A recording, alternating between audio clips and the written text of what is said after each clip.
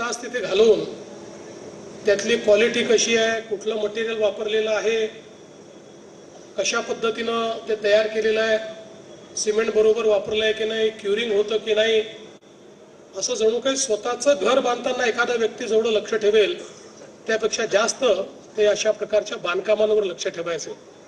आणि म्हणून हे काम बघितल्यानंतर मला प्रकर्षाने त्यांची आठवण या ठिकाणी झाली. आज मी खरोखर बार काउन्सिलचं अतिशय मनापासून अभिनंदन करू इच्छितो की त्यांनी पहिल्यांदा तर देशामध्ये पहिला निर्णय त्यांनी घेतला की ॲडव्होकेट्स अकॅडमी आपण सुरू केली पाहिजे. आपल्याला माहिती आहे की मागच्या काळामध्ये माननीय न्यायालयाने देखील एकदा हा सवाल विचारला होता की जजेस ट्रेनिंग अकॅडमी आहे तर ॲडव्होकेट्स ट्रेनिंग अकॅडमी का नाही, आणि त्याचं कदाचित कुठे उत्तर नव्हतं. पण ते उत्तर bar council of Maharashtra and Goa यांनी दिलं आणि अतिशय चांगल्या पद्धतीनं ही अकॅडमी या ठिकाणी सुरू केली. महाराष्ट्र सरकारच्या वतीने आम्ही त्यांना जागा दिली होती. त्या जागेचा अतिशय उत्तम उपयोग हा त्यांनी या ठिकाणी केलेला आहे.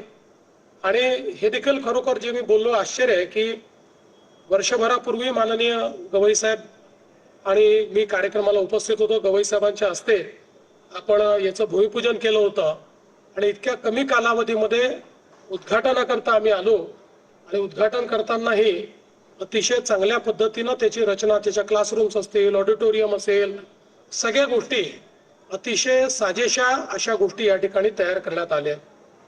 विशेषतः हा कॉन्सेप्ट याकरता अतिशय महत्त्वाचा आहे की शेवटी आपण लिगल फ्रॅटर्निटीमध्ये कायद्याचं शिक्षण घेतल्यानंतरही कायद्याचं शिक्षण आणि एक ज्याला आपण कोर्ट क्राफ्ट म्हणू शकतो किंवा कोर्टमधली सगळी तिथली कार्यपद्धती असते, या सगळ्या गोष्टींमध्ये एक अंतर असतं किंवा प्रॅक्टिकल ज्यावेळेस आपण करतो त्यावेळेस त्याच्यामध्ये भरपूरच अंतर असतं.